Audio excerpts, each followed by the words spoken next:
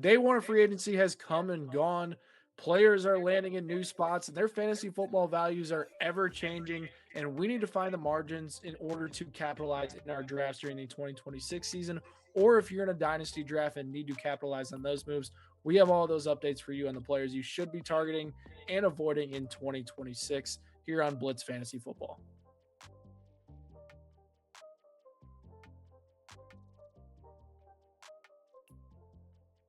What's going on, everybody? I'm Blitz Link, and I am here with Bryce DeGroat. We are talking winners and losers of free agency, day one. Bryce, let's start with some of our winners. The first guy we want to talk about, Kenneth Walker going to the Kansas City Chiefs. How exciting is that? Dude, it's probably my favorite move of the day. I mean, how can you not? I just won Super Bowl MVP, and now is going to a top five, maybe even a better offense with a healthy Patrick Mahomes. So I am beyond excited for this one. Yeah, I think it's going to be a great overall pairing in general. I mean, you get a 3-down back for the first time in Kenneth Walker, who he had Zach Charbonnet his entire career, was battling through that, was a consistent RB2 when healthy. Now he gets a situation where he enters, can automatically, maintain that volume. The Chiefs have utilized running backs significantly in the passing game right now. His current competition is Brashard Smith, a 7th-round pick. Like, Kenneth Walker could truly walk into an elite opportunity. So, like we talked about this earlier, the biggest comp for, I think his draft stock heading into next year is Chase Brown, right? Chase Brown's in a pass happy offense. And, if Kenneth Walker gets the type of volume that Chase Brown does, he's going to have that type of production. I think he's a true low end RB1, which, his value, if he stayed in Seattle, RB2 with Zach Charbonnet. I think if he goes to New Orleans, we're a little bit more concerned as well. And the one stat that everybody should know is the Chiefs had one explosive run last season. Kenneth Walker had 2 alone in the Super Bowl. Now, the Chiefs faced the lightest boxes in football last season.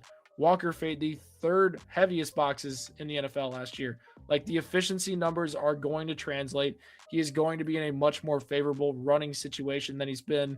And sure, maybe the Chiefs don't completely adjust and go a 50-50 split in terms of carries and passes. They may still be a 60-40 offense, but I think Walker could get 12 to 18 touches a game and be hyper efficient with those. Yeah, no, I agree for sure. I mean, that is a crazy stat. Definitely something to keep back in your mind. I mean, going off the Chase Brown 2nd-round comparison, I mean, Kenneth Walker was going in the 4th round last year in a far worse offense while having RB competition. So pretty much upgrade the offense and give him the workhorse role. This is a late 2nd-round pick in my eyes. And I will not be scared to take him at that point. If you go wide receiver 1st round, take him late 2nd, and then maybe double up a running back in early 3rd, or even another wide receiver, however way you go it, or do it. I'm intrigued. Like, this guy has my attention. We always, as we talk about, the injuries are a concern there, but it's fantasy football. When this guy's healthy, he is going to be a dog and produce for you, and that's how you win leagues. I mean, you saw it with Christian McCaffrey last year. People who didn't want him regretted it in a big way because he stayed healthy and he was a beast. Finished as the number 1 player overall. So I will definitely be eyeing up Kenneth Walker across all platforms, dynasty and redraft. The other running back the Chiefs were interested in was Travis Etienne. Now, Etienne lands in New Orleans, actually got more years and money than Kenneth Walker, despite being 2 years older. New Orleans still has Alvin Kamara on the roster. We're going to see how that one plays out, and that's going to play a massive factor into the role Etienne has. But this is exciting in a lot of ways. Kellen Moore has kind of been a gold mine for running back production in fantasy football. Last year in New Orleans was a tough running back room to, have a lot of production there. But Moore has done a good job of involving running backs in the passing game, getting these guys going in the ground game. And now it seems like they have a franchise quarterback in Tyler Shuck. This team desperately needed to add playmakers on the offensive side of the ball, and Etienne offers that. While I think it was a overpay and maybe a little bit too long on the years side of stuff, Etienne can handle a 3-down workload. He's done it in the past in Jacksonville, and I think, he may not be as efficient as he was in a Liam Cohen offense, but I think the volume is going to be there in New Orleans. Yeah, no, I agree with you there too. And the thing that we've also said multiple times is he's getting that younger offense in a spot where he should succeed just as much, maybe even more. I'm hoping for his sake. Alvin Kamara is kind of out the door, and it really is him to himself. And Devin Neal a little bit.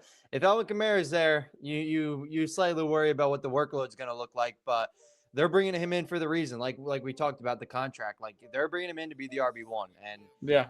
I'm taking it like that.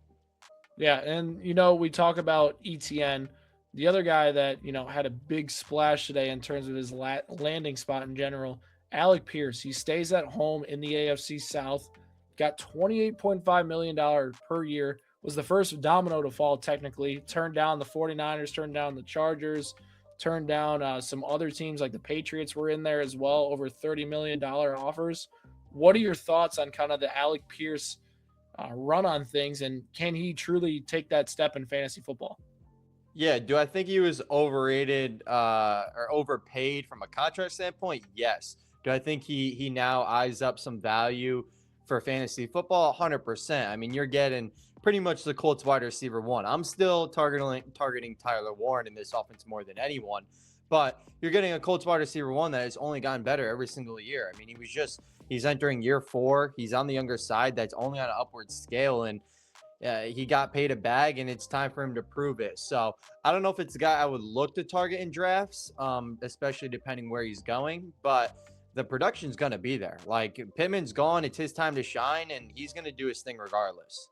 Yeah, I think, the situation just is where Pittman's gone, targets are going to open up.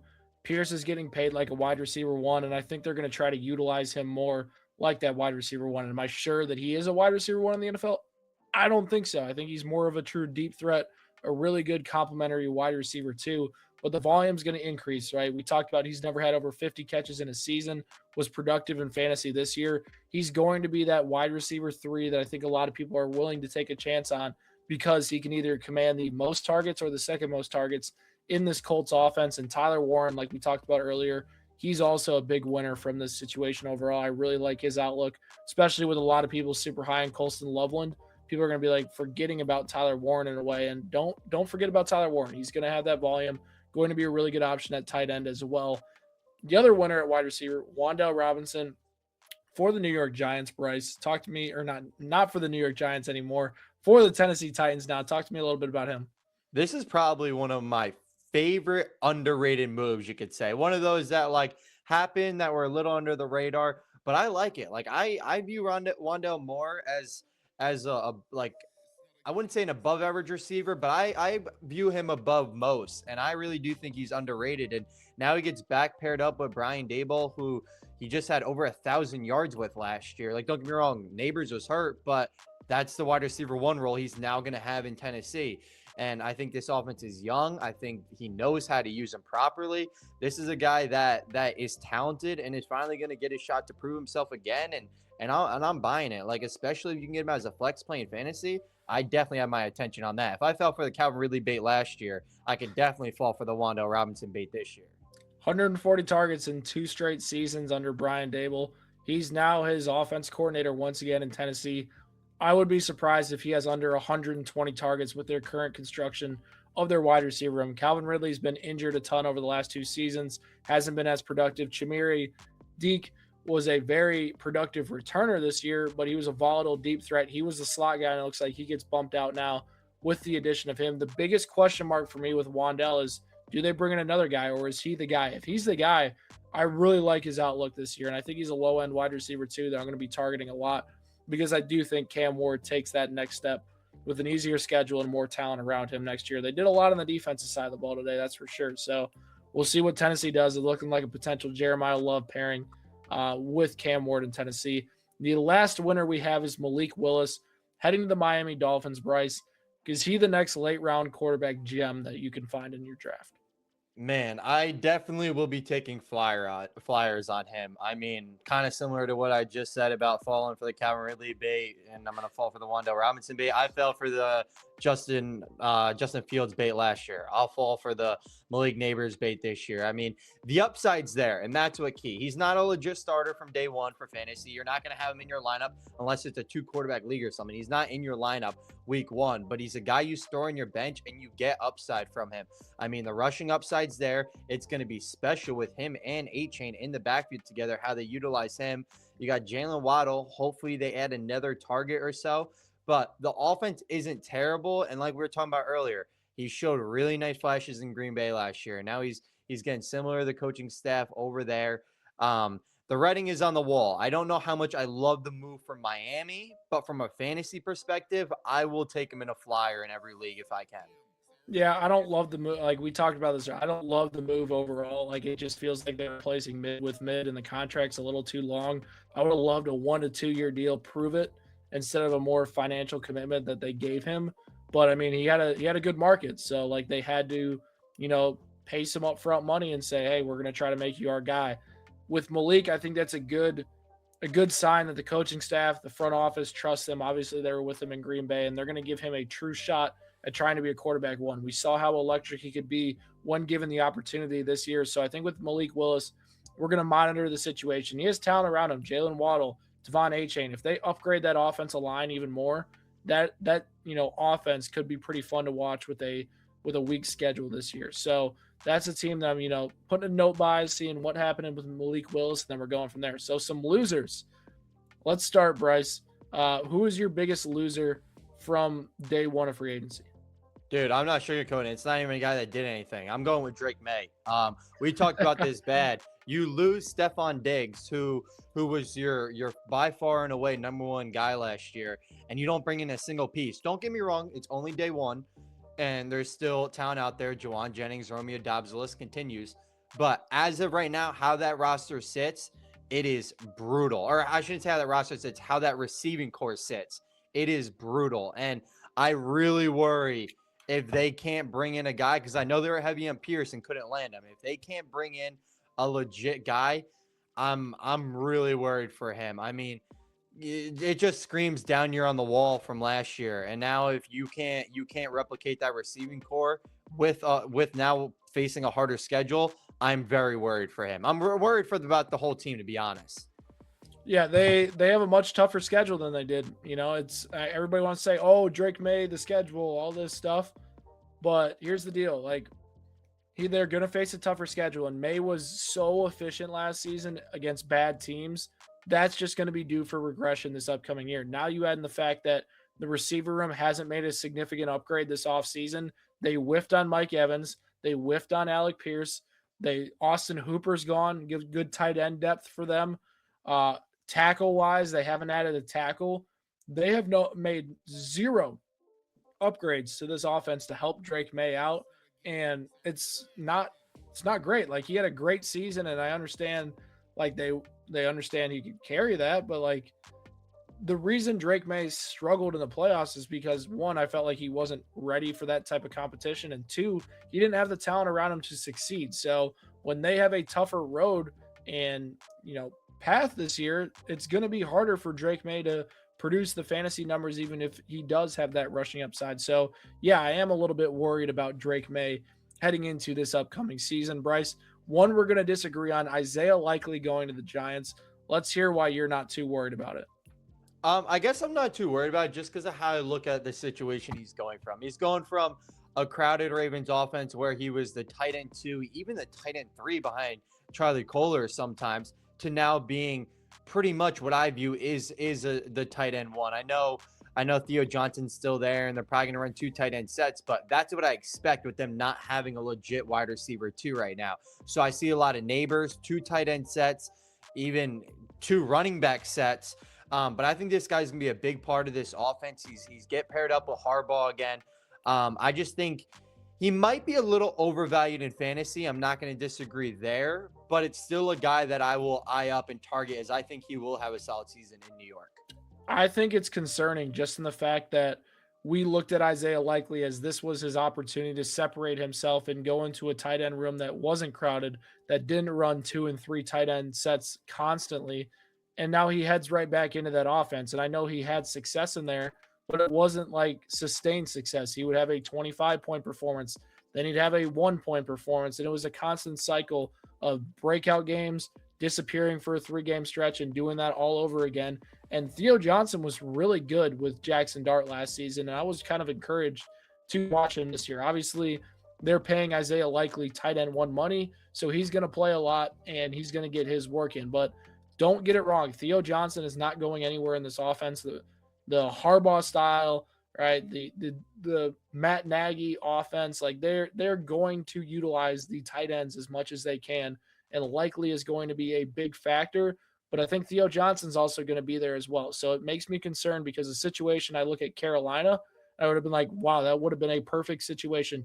Walks in, tight end one, number two target right behind Tedero and McMillan. Like there's situations where likely could have gone and had that type of success. So from that perspective, it was a little bit disappointing on my end to see that. Mike Evans is the next guy I think we're a little bit torn on. What are your thoughts on Mike Evans? Are you concerned with him entering, a lot of really good players in San Francisco over there? Not really. I mean, the thing with Mike is I'm more concerned about the health more than I'm concerned about the production or I'm concerned about the supporting cast. And if there's a reason why I'm not drafting him, it's because of the health concerns or he's just too overvalued in my eyes. I think he's gonna have a great year in San Fran. I think he could be that 1,000-yard receiver again, and I think he's going to be a touchdown magnet. I know CMC and Kittle score a lot and get a lot of action down there, but Mike Evans is probably one of the best red zone threats I've ever seen in my lifetime. I mean, Devontae Adams is up there, but Mike Evans is right in that conversation with all those all-time greats, D-Hop, the list continues. So I think he's gonna have a real solid year, and to me, it's going to be a lot of depending on where he's getting drafted and kind of how I'm going to target him that way. But if you can get him in the 6th or 7th round, my ears and eyes are wide open for him. So, yeah, I think it just is going to depend on where he's priced at. Like Kittle's going to miss some time. I do think that helps him and his value, but long term, how long does that last? Second thing is San Francisco. Like I know this is something that's hard to project, but it's an injury-prone place. Like Mike Evans is getting older. Like there's a good chance he gets hurt and misses some time this year. And I do think that Ricky Pearsall, his team views him very highly because when he's on the field, he gets a good target share. And Christian McCaffrey is obviously the bell cow, 400 plus touches last year. I just think when we're looking at Mike Evans, the player who has been a consistent low end wide receiver 1, wide receiver 2 throughout his entire career, even last season when he was on the field. I don't see those days happening anymore for Mike Evans in San Francisco. I think he'll be a volatile wide receiver 3 who on his good days can win you a week with 25 points. And on his bad days, he'll get 2 targets and you'll be frustrated and saying, man, this is not the same Mike Evans we've watched our entire lives. The running backs, Bryce, Rico Dowdle signed with Pittsburgh. Caleb Johnson's officially dead long-term. 2-year deal for him, but Dowdle misses out on a starting opportunity potentially signing with Pittsburgh. What are your thoughts? yeah, man, the cat's out of the bag. I don't even mean to be a hater, but I'm probably the biggest Steelers hater you will meet. And it has no reason for it. I just think every year I think the team's going under 500. Every year I think the team stinks. Every year I don't want a single player in fantasy. I think DK's overrated. I think Michael Pittman's overrated. I think they're just a bunch of old heads. Like I can go on. And now you're getting Rico down on that offense, and I'm right back on that train there. I mean, Rico had my eyes wide open in Carolina. He had a great season last year, and I was really hoping he went to a team where he would get more action. But now you're pairing Rico Dowdle and Jaylen Warren, and that just to me is kind of a very similar player in such a mid offense. Like it just doesn't interest me at all. I really wish he went somewhere else, but that's where he landed, and that's what we live with. But I won't be drafting a single one of those players on my fantasy teams. Never have, never will. And the last guy I'm going to talk about is Tyler Allgeier heading to the Arizona Cardinals. This was Allgeier's chance to finally get a big role away from Bijan Robinson in the spotlight. And you know where he goes? He goes to Arizona. You got James Conner just signed an extension. Trey Benson's there, right? That sucks. It's horrible. Allgeier is going to be in with those guys, and he's almost the same style back. So it's going to be a weird mix of how they're going to deploy those guys in LaFleur's scheme, in that Sean McVay, Shanahan style offense. That's going to be interesting to see how that plays out, but it's horrible for Allgeier's fantasy value, who had a real chance of potentially being a significant contributor this year, but not looking like it now being in Arizona. So there's our day one winners and losers, guys. Drop a comment down below who the biggest winner and who the biggest loser is. Hit that subscribe button for more Blitz Sports Media content. Me and Bryce will catch y'all next time.